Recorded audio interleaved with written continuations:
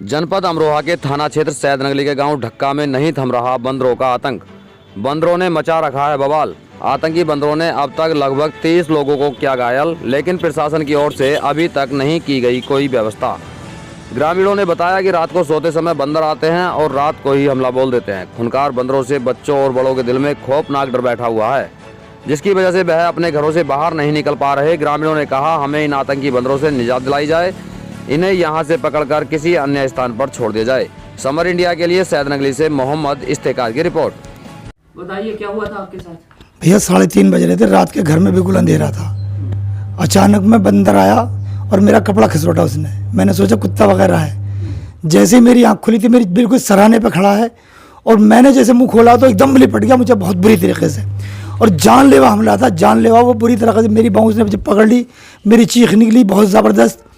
जैसे मैं चीखा तो फिर वो ताबड़तोड़ हर जगह मुझ पर उसने हमला करा। इतना ज़बरदस्त हमला करा कि वो भागने को भी तैयार नहीं था। पहले तो मेरी बाँह पकड़ी, बाँह पे बहुत मोटा कपड़ा था, इस तरीके से कपड़ा बर्जे फट गई, बाँह पूरी तरह खून हो गया। फिर उसे मेरी कमर पर आ गया, बाँह पकड़ी, फिर कमर का यही हाल कर दिया। फिर जब बच्चे आग जागे, कम से कम 3 मिनट बंदर ने ऐसी लड़ाई करी है। और बंदर, हम तो बंदर एक ही समझ रहे थे, अंधेरे में नजर नहीं आया। जब उजाला करा बंदर काफ़ी थे बाहर, और हंगाम अंधेरे में तो बंदर आता भी नहीं यार। अंधेरे में आकर मुझे बिस्तर में लिपटा है बंदर। और ऐसे ही वाकया हमारे ढक्के में कम से कम 20 लोगों को तो जख्मी कर चुका है, और इससे ज़्यादा लोगों पर वार कर चुका है, जो जिनमें लोग जख्मी भी नहीं हुए।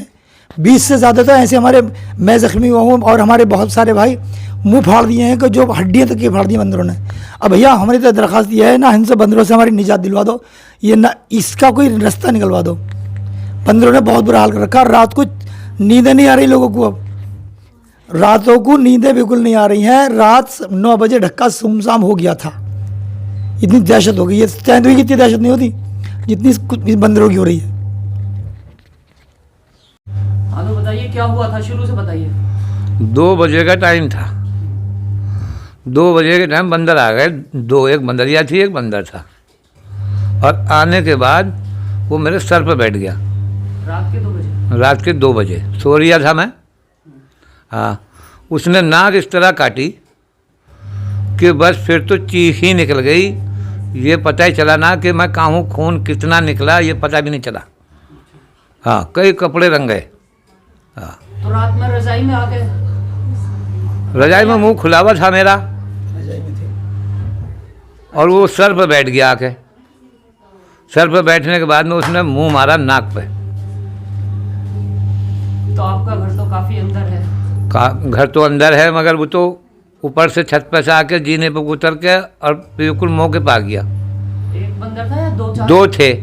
अच्छा, एक बंदरिया थी, एक बंदर था। दोनों ने जान लेने की नीयत से हमला करा एक तरह। हाँ, बहुत तकड़ा जी। मैं डर गया, इतना डर गया कि ठिकाने थोड़े ही। अच्छा, हाँ, इसके बाद कहाँ गए इलाज, इंजेक्शन वगैरह कहाँ लगे? फिर वो इसने अनस डॉक्टर ने तो टाँके वाँके भरे रात में ही? रात में जब ही। अच्छा, और वो टाँके वाँके भर के उसने इंजेक्शन लगाया, टेटनिस का भी और वो सब दर्द का भी। हाँ। और फिर उसके बाद सुबह मैं फिर हसनपुर गया, और जब वहाँ जाकर इंजेक्शन लगवा के आया 13 तारीख में। अब 16 में कल को फिर जाऊँगा। हाँ। भारतीय स्वाभिमान और शौर्य का उद्घोष, राजनीतिक मुद्दों से लेकर जनता के हितों की बात अब होगी नई उम्मीद के साथ। बदलते नए भारत की सोच, समर इंडिया, यही तो सच है।